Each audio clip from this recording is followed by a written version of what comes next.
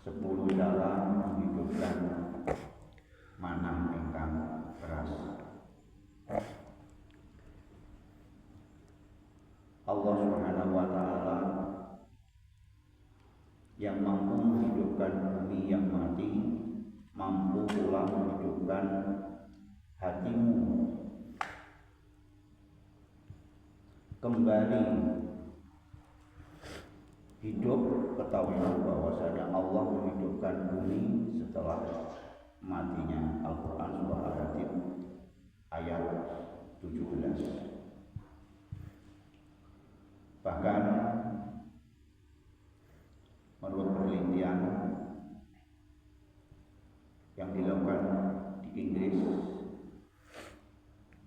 setelah dikaji, diteliti, di dalam hati manusia itu ada satu titik, termasuk ataupun Imam Al-Ghazali, dan titik itulah mungkin terdapat suara Allah Subhanahu wa taala, yang mana suara Allah itu di dalam hati kita, yang membisikkan ke dalam hati kita ini tertutup karena banyaknya debu-debu, maksiat-maksiat, dosa-dosa kita yang dikuasai oleh nafsu yang jelek, sehingga terlalu cintanya kepada dunia, terlalu hubud dunia, sehingga suara dari mata hati yang dalam kita ini kita abaikan.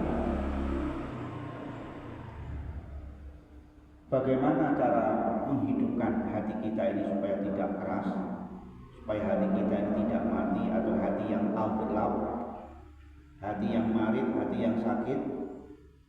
Maka 10 cara menghidupkan hati yang keras, hati yang mati, hati yang sakit. Nomor 9 ingin menikah, kita dianjurkan untuk senantiasa melafazkan kalimat ya muqallibal qulub sabit qalbi ala dinika. Apa maksudnya? Bacalah setiap hari, karena kelembutan hati dimulai dari sana. Jadi kalimat ini sering kita baca setiap hari. Nomor kali supados manah kula panjenengan supaya tidak keras, tidak mati, tidak sakit, inggih menika seringlah membaca Al-Quran dengan khusyuk, syukur-syukur dengan maknanipun, dihayati maknanipun berdasarkan surah Al-Hasyr ayat 21. Allah ngendika, maksudipun seandainya kami turunkan Al-Quran ini kepada gunung, niscaya kami akan melihatnya tunduk dan terbelahlah gunung itu karena takut kepada Allah Subhanahu wa taala. Nomor 3, cara menghilangkan hati yang keras, hati yang mati, hati yang sakit ini menika, kita diperintahkan duduk menyendiri, yaitu melakukan uzlah, melakukan iktikaf, menjauhi dari keramaian.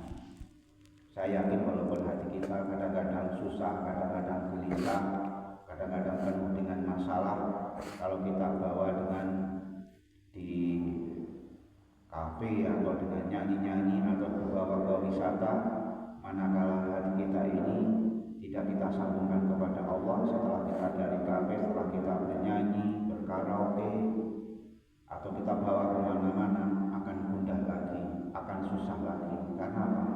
Tidak kita sambungkan kepada Allah Subhanahu wa taala. Nomor sekawan, sebatas mana kita tidak keras, tidak mati, tidak sakit, inggih menika jadikanlah berwudu sebagai terapi. Tidak hanya sekedar kita berwudu, tetapi kita maknai. Sebelum kita berwudu, disunahkan berkumur. Maksudipun apa?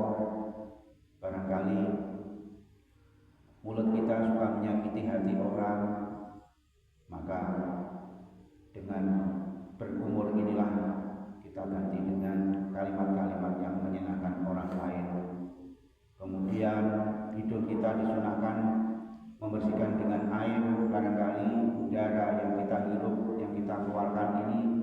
Allah yang kalau kita tebus dengan uang mungkin bertriliun-triliun kita tidak mampu menggantikan nikmat Allah yang berupa kita udara oksigen yang kita hirup ini. Kemudian kita membasuh muka, barangkali mata kita sering melihat kemaksiatan, kita terapi, kita ganti dengan melihat, ketika melihat alam semesta ini adalah merupakan kekuasaan Allah, kadang-kadang kita lupa. Tangan yang kita basuh, maka gunakan untuk kebaikan, yang kejahatan digantikan dengan kebaikan, dan seterusnya. Nomor gansal, cara menanggulangi hati yang keras, hati yang mati, hati yang sakit, inggih punika berzikir subhanallah 33 kali. Setiap dinding yang mengeras di dalam hati kita ini insya Allah akan retak apabila kita dengan khusyuk membaca kalimat subhanallah sampai 33 kali. Nomor 6, supados mana kita tidak keras, tidak mati, tidak sakit, ingin punika kita dianjurkan berziarah ke kubur. Lakon-lakon ingin mendekati bulan suci Ramadan ingin punika ziarah terutama ke kedua orang tua kita, kakek nenek kita, sebelum kita berziarah ke yang lainnya. Jangan sampai nanti kita berziarah kemana-mana tapi orang tua kita jarang kita ziarahi. Karena Rasulullah dulu pernah melarang karena disalahgunakan ziarahnya. Kemudian Rasulullah SAW yaitu menganjurkan berziarahlah, di hadis riwayat Muslim. Karena apa?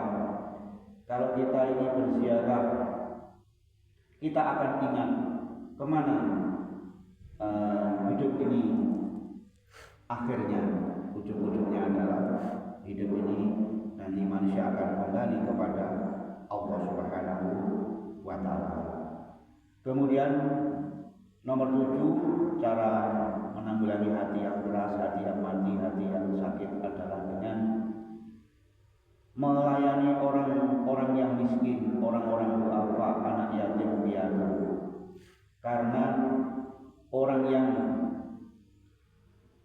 memaafkan orang yang menyakitimu tanpa perlu ditampakkan setiap perbuatan, maka akan hiduplah hati kita. Jadi supaya hati kita ini bisa hidup, sering-seringlah berteman, berdekatan kalian orang-orang duafa, orang-orang fakir miskin, orang-orang anak yatim piatu. Niscaya hati kita ini akan hidup.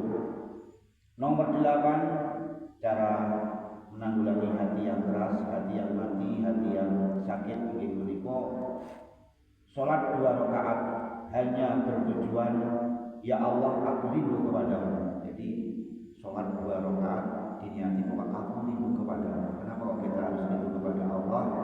Karena Allah sayang kepada kita semuanya, cinta kepada kita semuanya, dan manusia ketika Allah meniupkan roh itu sudah ketemu kepada rohnya itu dan berjanji akan mengakui Allah sebagai Tuhannya. Karena setelah lahir tertutup dengan nafsu, dengan kebiasnya dunia, manusia itu sering lupa kepada Allah Subhanahu wa Ta'ala. Jadi niat sholat sunnah 2 rakaat yang tujuannya ya Allah aku rindu kepadamu. Nomor 9, supaya hati kita tidak keras, tidak mati, tidak sakit, yaitu menangislah kepada Allah Subhanahu wa Ta'ala di tempat yang sepi. Coba kita muhasabah dosa-dosa yang kita lakukan, dosa kepada kedua orang tua, kemudian maksiat yang kita lakukan kepada orang lain, maka nangislah kepada Allah Subhanahu wa Ta'ala di tempat yang sepi. Nomor 10, cara menanggulangi supaya hati kita tidak keras, tidak mati, tidak sakit, menika, yaitu ingatlah hidup ini ada pertanggungjawaban di hadapan Allah Subhanahu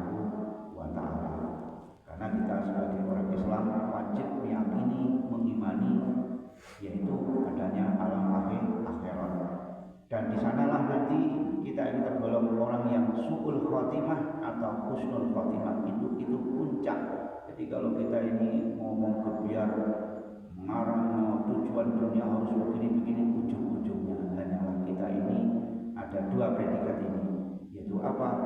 Kita su'ul khotimah atau husnul khotimah. Dua inilah, tapi tujuan kita adalah menjadi orang yang husnul khotimah, di mana itu adalah puncak kesuksesan dari semua yang kita lakukan ini. Maka bagi orang yang beriman, dunia adalah merupakan mazhabul akhirat, tempat beribadah, dan nanti kita dipetik di akhirat.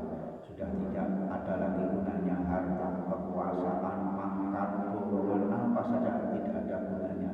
Pangkat yang tinggi, orang yang sukses adalah husnul khotimah. Inilah 10 langkah supaya kita ini tidak memiliki hati yang keras, tidak memiliki hati yang mati, tidak memiliki hati yang sakit, digantikan hati yang hidup, hati yang selalu taat kepada Allah Subhanahu wa taala, menjalankan perintahnya, menjauhi larangannya, dan kita mudah-mudahan semuanya tergolong orang yang sukses di dunia wal akhirah dan akan mendapat jannatul na'im, surganya Allah Subhanahu wa taala, dan mendapat kenikmatan yang tidak ada bandingannya ketika nanti di surga melihat Allah Subhanahu wa taala. Amin ya rabbal alamin.